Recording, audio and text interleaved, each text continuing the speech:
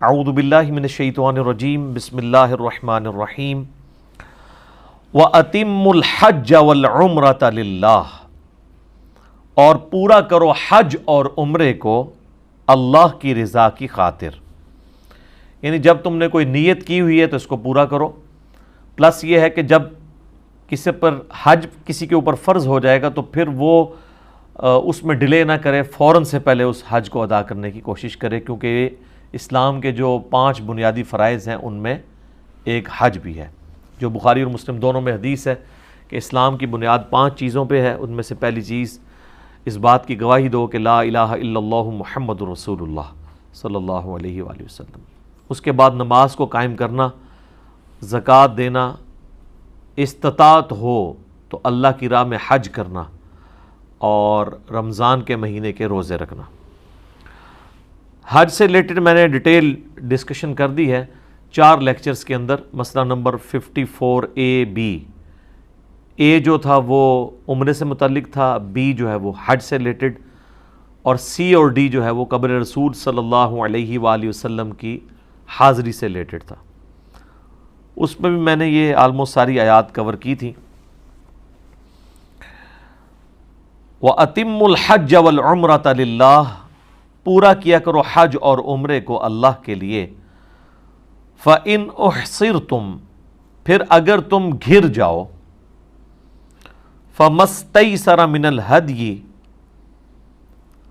تو جو قربانی کا جانور آسانی سے میسر ہو اس کو آگے بھیج دو. وَلَا تَحْلِقُوا رُؤُوسَكُمْ حَتَّى يَبْلُغَ الْهَدْيُ مَحِلَّهُ، اور اپنے سروں کو اس وقت تک مت منڈواؤ، حلق کروانا ہو یا قصر کروانا ہو، دونوں صورتیں، اس وقت تک مت کرو جب تک کہ وہ جو ہدی کا جانور ہے وہ اپنی جگہ پر نہ پہنچ جائے، یعنی قربان گاہ پہ. جب تک ہدی کا جانور قربان نہ ہو جائے منا کے اندر جا کے، اس وقت تک تم اپنے بالوں کو منڈوا نہیں سکتے. آپ کو پتہ ہے کہ نبی علیہ السلام کی مبارک زندگی میں بھی ایک اس طرح کا واقعہ ملتا ہے ہمیں صحیح بخاری میں ڈیٹیل کے ساتھ. سورۃ الفتح میں بھی ذکر ہے، یہاں پر بھی اشارتاً اس کا ذکر آ رہا ہے کہ نبی صلی اللہ علیہ وآلہ وسلم نے 6 ہجری میں ارادہ کیا تھا عمرے کا، اور اس کے لیے آپ صلی اللہ علیہ وآلہ وسلم آلموسٹ 1500 صحابہ، جانصار صحابہ کا لشکر لے کر نکلے تھے، لیکن راستے میں ہی آپ کو روک دیا گیا تھا، اور آپ صلی اللہ علیہ وآلہ وسلم نے بھی صلح کے اوپر آمادگی کر دی ان شرائط کے اوپر جو بظاہر اس وقت مسلمانوں کے خلاف تھی. ان میں سب سے بڑا ایشو تو یہ تھا کہ اس سال آپ کو ہم عمرے کی اجازت نہیں دیں گے، اگلے سال آپ آئیں گے، اور 3 دن کے لیے اہل مکہ جو ہے وہ مکہ چھوڑ کر پہاڑیوں پہ شفٹ ہو جائیں گے، آپ لوگ آ کے انڈیپینڈنٹلی اپنی ایکٹیویٹیز پرفارم کر سکتے ہیں. تو لہٰذا وہ جو عمرہ تھا اس کی قضا پھر آپ علیہ السلام نے نیکسٹ ایئر میں دی. 6 ہجری کے اندر صلح حدیبیہ ہوگی، حدیبیہ کے مقام کے اوپر بخاری میں بڑی ڈیٹیل حدیث ملتی ہے. اب اس میں جب یہ چیز طے پائی تو اب ظاہر صحابہ کرام نے تو احرام بھی پہنا ہوا تھا، احرام تو اس وقت تک نہیں کھولنا جب تک قربانی کا جانور ذبح نہ ہو جائے، اور باقی ایکٹیویٹیز بھی پرفارم کرنی تھی. تو جب یہ صلح ہو گئی تو آپ صلی اللہ علیہ وآلہ وسلم نے صحابہ کو حکم دیا کہ اپنے احرام کھول دو، یہیں پر جانور کو ذبح کرنے کے بعد اپنے احرام کھول دو اور باقی یہیں پہ حاصل کر لو، اگلی دفعہ ہم آئیں گے. لیکن صحابہ کرام میں سے کوئی بھی نہیں اٹھا. نبی علیہ السلام نے اس بات کو ریپیٹ کیا لیکن کوئی کھڑا نہیں ہوا. آپ علیہ السلام اپنے حجرے میں آئے تو اس سفر میں آپ کے ساتھ آپ کی بیوی تھی سیدہ ام سلمہ. تو نبی علیہ السلام نے فرمایا کہ میں نے اس طرح اپنے اصحاب سے یہ بات کی ہے، ان میں سے تو کوئی بھی نہیں اٹھا. تو انہوں نے کہا یا رسول اللہ، ان کو ان کے حال پہ چھوڑ دیں، آپ خود اپنے جانور کو یہاں پہ قربان کریں، اپنا احرام کھول دیں، یہ خود بخود آپ کو فالو کریں گے.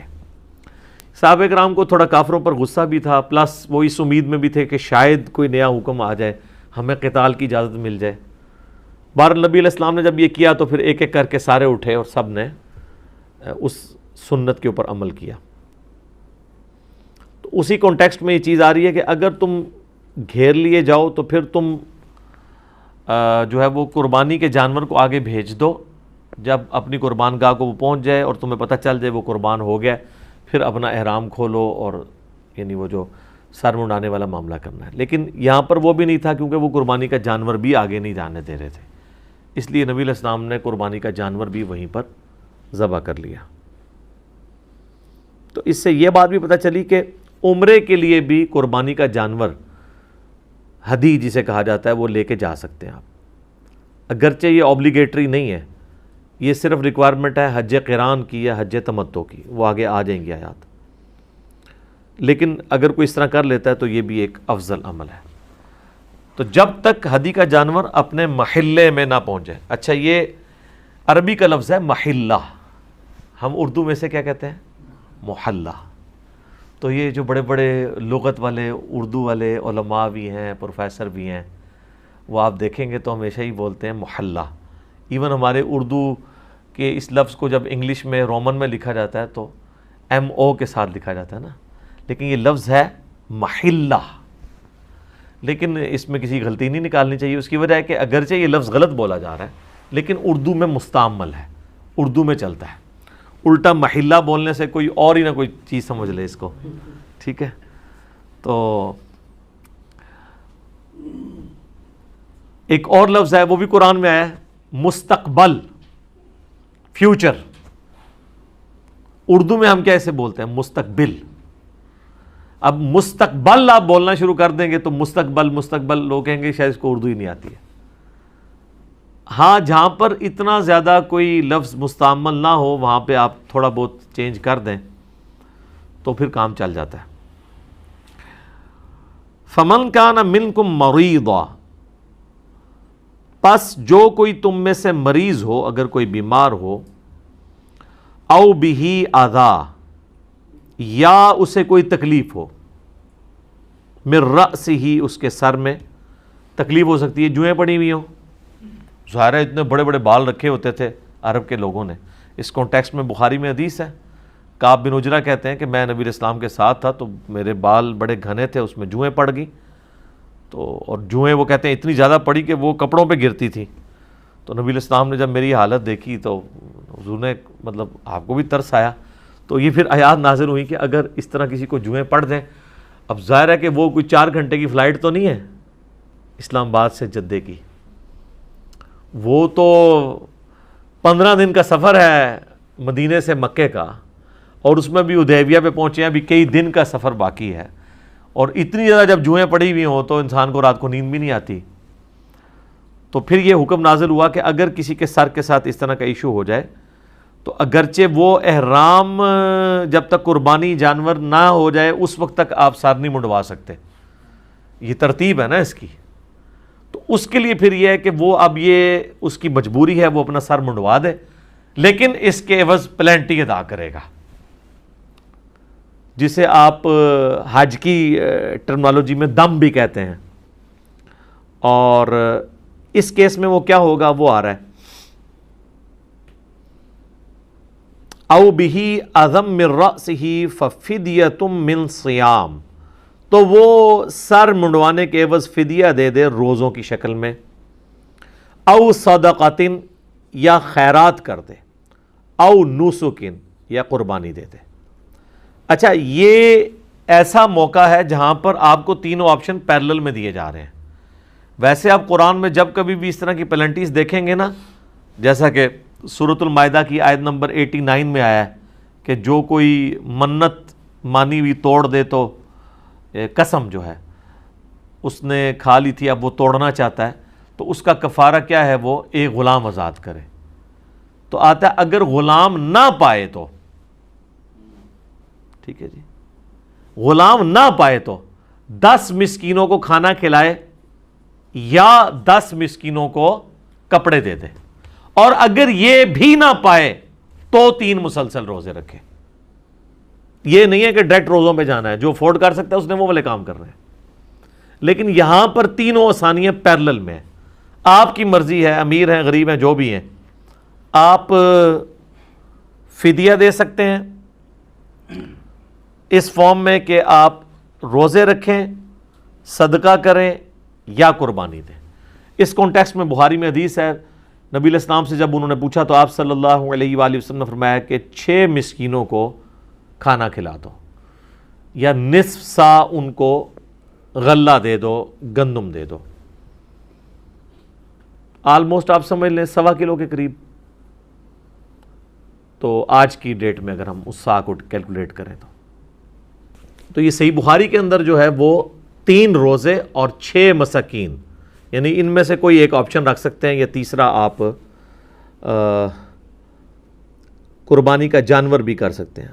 اس میں پھر یہ ہے کہ ایک پورا جانور ہی ظاہرہ دینا ہوگا. اگر ایک سے زیادہ لوگ ہوں گے تو پھر آپ اونٹ کے اندر 7 لوگ اور گائے کے اندر بھی 7 لوگ شریک ہو سکتے ہیں، اور اگر وہ عید قربان والا معاملہ ہو اس میں اونٹ کے اندر 10 حصے بھی ہیں. فَمَن لَّمْ يَجِدْ، پھر جو کوئی قربانی کی طاقت نہ رکھتا ہو،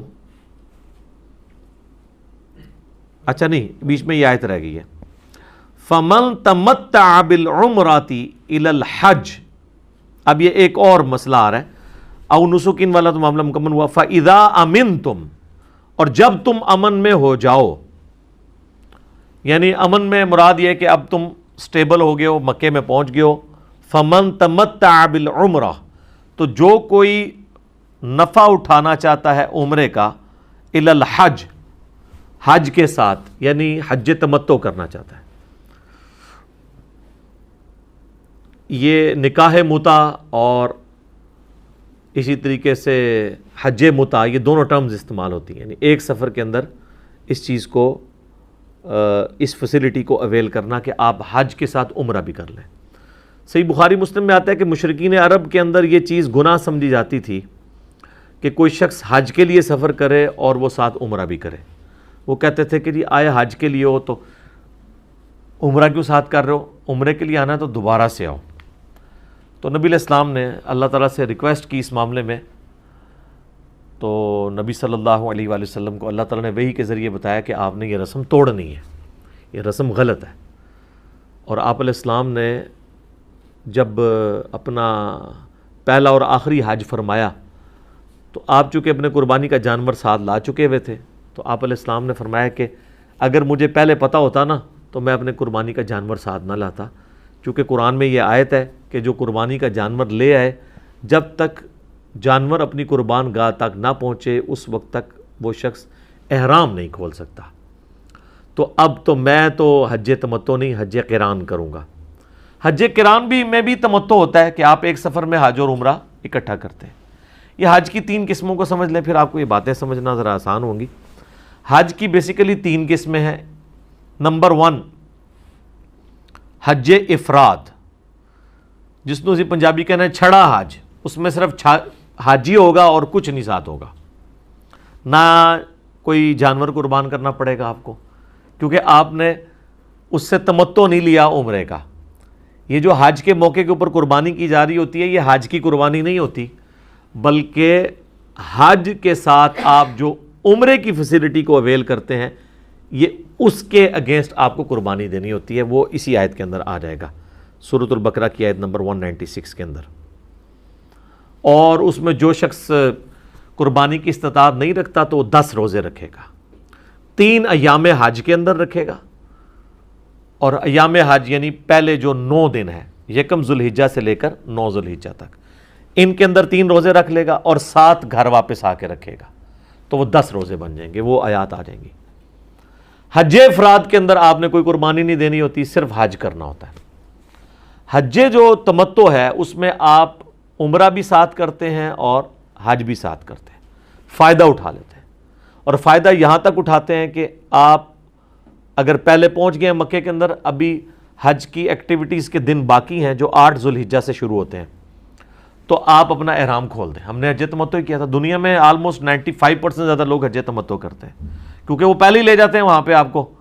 تو آپ عمرہ کر کے احرام کھول دیتے ہیں. ابھی تو 8-10 دن حج میں پڑے ہوتے ہیں. اب 8-10 دن احرام کی پابندیاں کوئی کس طرح برداشت کرے گا کہ کوئی آپ نے ناخن بھی نہیں کاٹنے، بال بھی نہیں اور ٹوٹنے چاہیے، اور باقی آپ نے پورا پروٹوکول، کوئی اس طریقے سے کھجلی بھی نہیں کرنی، سر پہ کوئی چیز بھی نہیں رکھنی، اتنی ساری پابندیاں. تو نبی علیہ السلام نے پھر صحابہ کو حکم دیا کہ جنہوں نے عمرہ کر لیا ہے، عمرہ کرنے کے بعد احرام کھول دیں.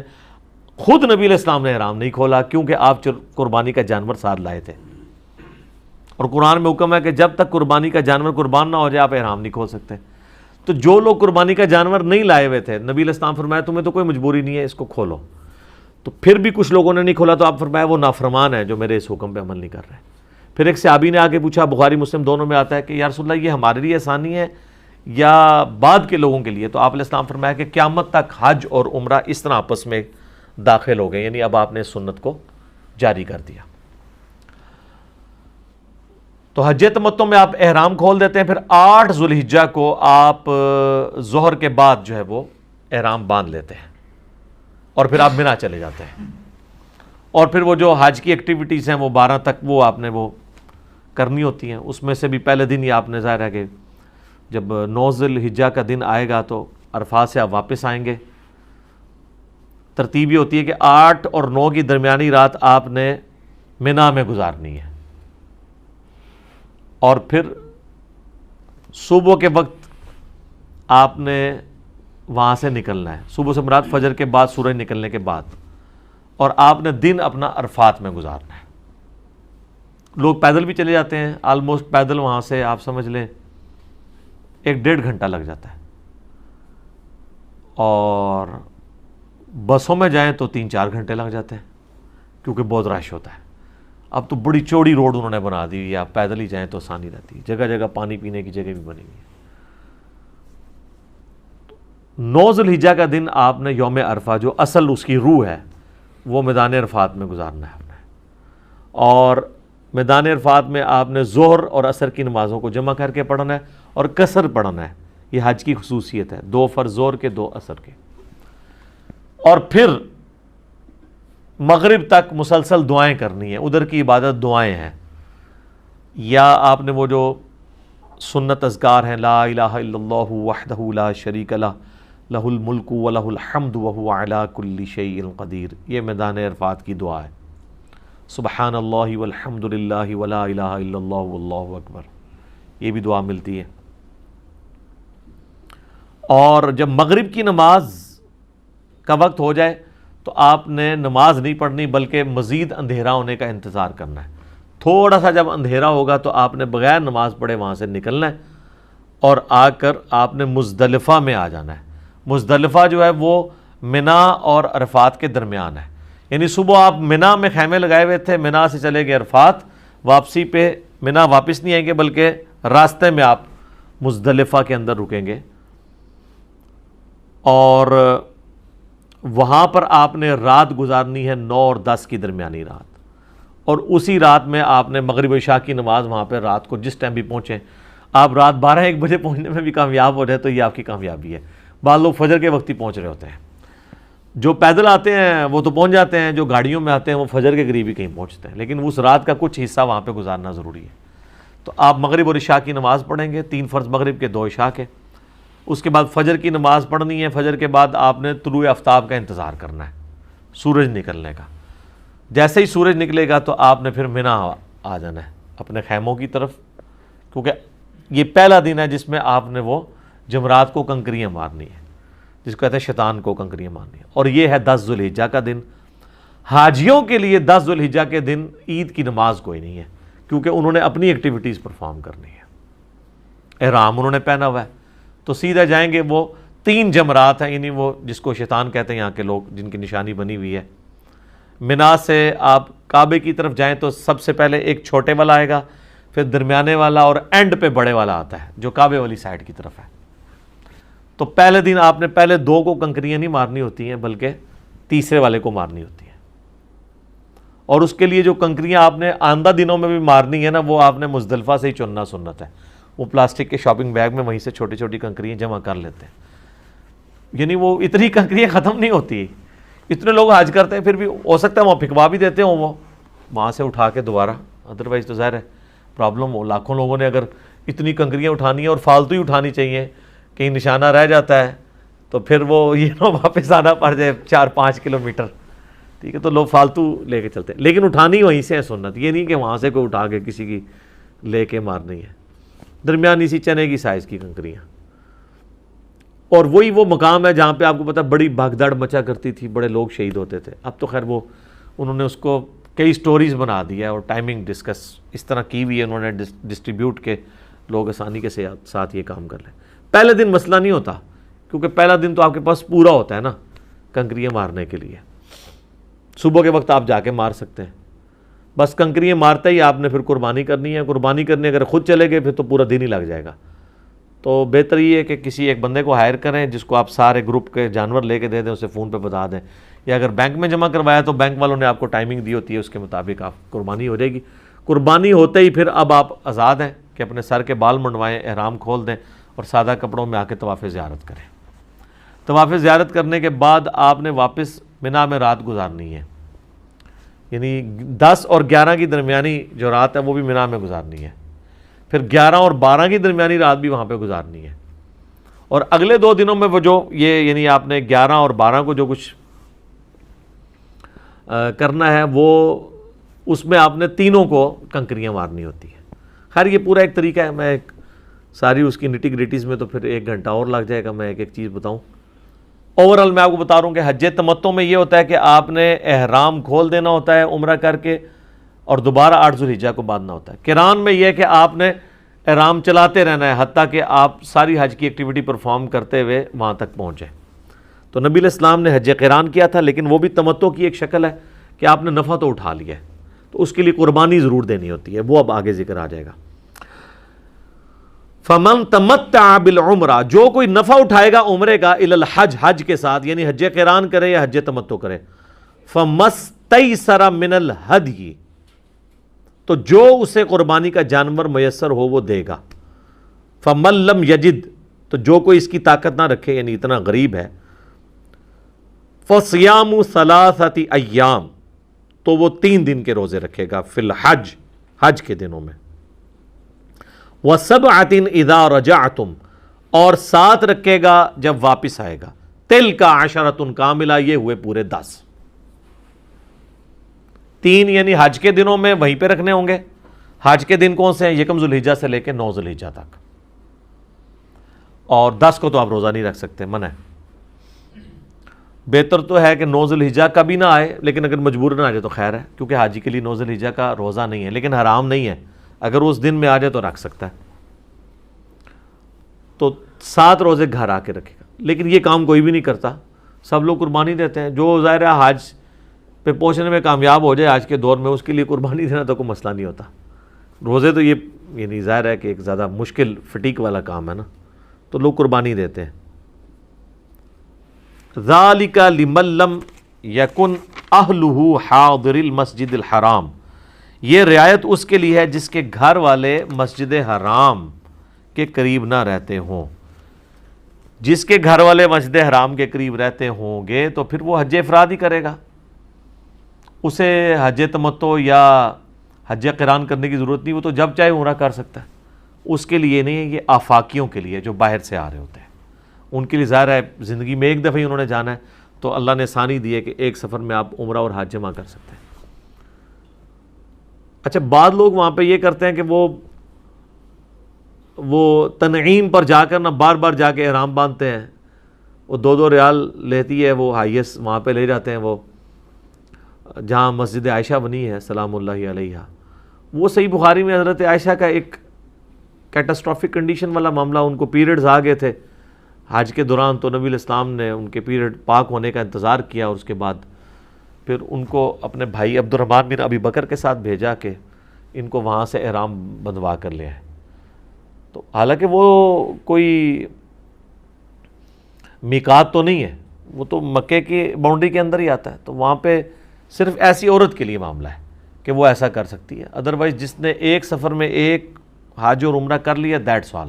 بار بار عمرے آپ نہیں کر سکتے, یہ بدعت ہے اور سب کے نزدیک بدعت ہے. یہ اکثر لوگ مسئلہ پوچھ بھی رہے ہوتے ہیں, اس لیے میں نے ساتھ بتا دیا آپ کو.